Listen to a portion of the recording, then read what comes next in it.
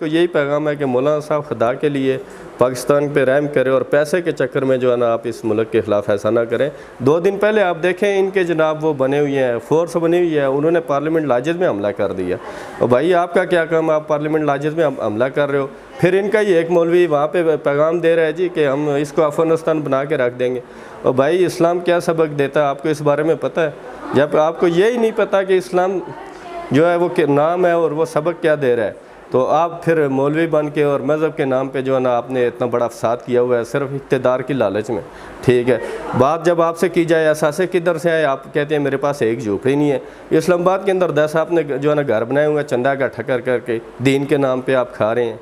ठीक है, तो मौलाना साहब ये ले आपके आगे हाथ जोड़ते हैं, दीन के नाम पे आप इस तरह की हरकतें ना करें और ना ही हमारे मज़हब को आप बदनाम करें। मौलाना साहब के लिए कोई बात करनी है तो वो मैं इतना ही कहूँगा कि मौलाना फजल रहमान साहब आलिम दीन है। अलग बात है कोई अगर सियासी तौर पे कोई उनको नहीं मानता, उसको वोट देने को दिल मन नहीं चाहता वो ना दें, लेकिन एज ए मुसलमान हम कम से कम मौलाना साहब की इस बात को कि उन्होंने सुन्नत रसूल रखी हुई है, माशाल्लाह 5 वक्त के नमाजी हैं। और मैं एक बात आपको बड़ी ख़ास बताऊँ, ये जितने लोग इमरान खान को तो छोड़ दें ना, जो डी चौक में जो बातें करते हैं मौलाना साहब के लिए लफ्ज़ इस्तेमाल करते हैं, इनसे पहले एक एक करके पूछें इनको किसी को तीसरा या दूसरा कलमा आता है। जब जिस बंदे को खुद को नहीं पता कि मैं कलमा कितने पढ़ने हैं और कितना कलमा आता है, ला इलाहा इल्लल्लाह मुहम्मद रसूलुल्लाह के बाद दूसरा कलमा कौन सा है और तीसरा कौन सा है, वो लोग इलामा साहब के वालिद मोहतरम मरहूम का इस्लाम के लिए और मुल्क पाकिस्तान के लिए बहुत बड़ा किरदार है। इलामा साहब को मेरी नॉलेज के मुताबिक मैक्सिमम 10,000 से ज़्यादा हदीस मुबारक जो हैं वो ज़ुबानी याद हैं, हिफ्ज़ हैं।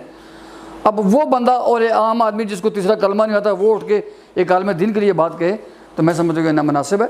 बाकी सियासत करनी चाहिए, हर पाकिस्तानी को शहरी का हक़ है सियासत करना, लेकिन एक मौलाना कह के साथ ये जुमला कहना मैं समझता हूँ कि नामुनासिब है।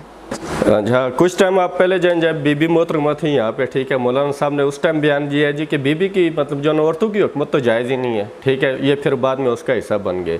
तो इस तरह की तो इनकी सूरत हाल है। ठीक है, पहले कहते हैं चोर तो बाद में कहते हैं नहीं सानू भी खिलाओ। जब आपे पेट खा लियो ना तो उस टाइम कहने चोर नहीं है सानू भी खिलाओ।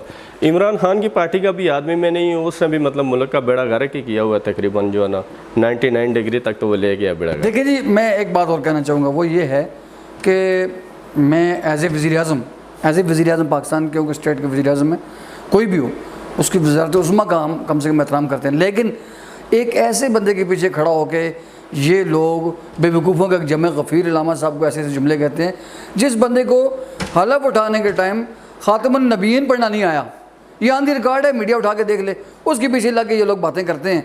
तो मैं कहता हूँ इनका भी अल्लाह ही हाफ़िज़ है, इनका क्या बनेगा पाकिस्तानी। ये जो लोग इस तरह की गुफ्तगू करते हैं, ज़रा गुफ्तगू करने से पहले सोच समझ लेना चाहिए कि मेरा कद और किसी आलम का कद, आप यानी कि कोई भी, मैं भी हूँ तो किसी आलम के ख़िलाफ़ बात करता हूँ, किसी भी मसले के आलम के ख़िलाफ़ बात करता हूँ तो मुझे अपना कद देख लेना चाहिए कि मैं किस कद का मालिक हूँ, मेरे पास नॉलेज कितना है, मेरे पास दीनी तालीम कितनी है। इन लोगों ने कभी मस्जिद या मदरसे में जाके पहला सपारा नहीं पढ़ा होगा, तो ये बातें करते हैं। कम से कम दीन की स्टडी कर लो फिर किसी आलम के ख़िलाफ़ बातें करना। मैं इतना ही कहना चाहूँगा, मेरा मौलाना फजल रहमान के साथ कोई सियासी रब्ता नहीं है, मेरा उनकी जमात से कोई तल्लुक़ नहीं, लेकिन जब किसी आपको मौलाना कह के ये जुमला कहेंगे तो वहाँ मैं हक़ बजाने दूँ कि कम से कम थोड़ा सा एक मौलाना का और अपनी डिग्री का ख्याल रखें कि आप इतने से हैं, उसको अल्लाह ने इतना बड़ा आलिम बनाया हुआ है, इल्म अल्लाह ने दिया हुआ है।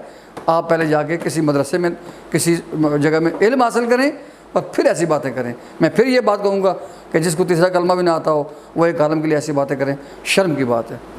देखें, ये आज तो बातें बहुत कर रहे हैं मौलाना साहब। ठीक है, जब ड्रोन हमले पाकिस्तान में हो रहे थे, सलीम साफ़ी के प्रोग्राम में मौलाना साहब ने इस बात का एतराफ़ किया कि हमने उस टाइम दहशत की है। ठीक है, दूसरा ये तालिबान की सपोर्ट की बात कर रहे हैं, उधर आप बॉर्डर पे देखें ना, आए दिन वो हमारी आर्मी पे जो है ना अटैक करने की कोशिश कर रहे हैं। इस तरह की मौलाना साहब के जो है ना मामलात है, फिर वो आलम दीन कहलाना शुरू हो जाते हैं। आप देखें 2 दिन पहले यहाँ एक मार्च आया। मार्च क्यों आया जी? अवाम को महंगाई से छुड़ाएंगे। भाई महंगाई पिछले 3 साल से शुरू, आप बाहर निकले, आज जब इनको अपने मफाद नज़र आए तो इन्होंने अवाम को बेवकूफ़ बनाना शुरू कर दिया। मौलाना साहब को आप देखें, पहले शहबाज शरीफ ऐसा था, नवाज शरीफ ऐसा था, जरदारी ऐसा था, आज उनके साथ बैठ के डिनर भी हो रहे हैं और बातें भी हो रही हैं।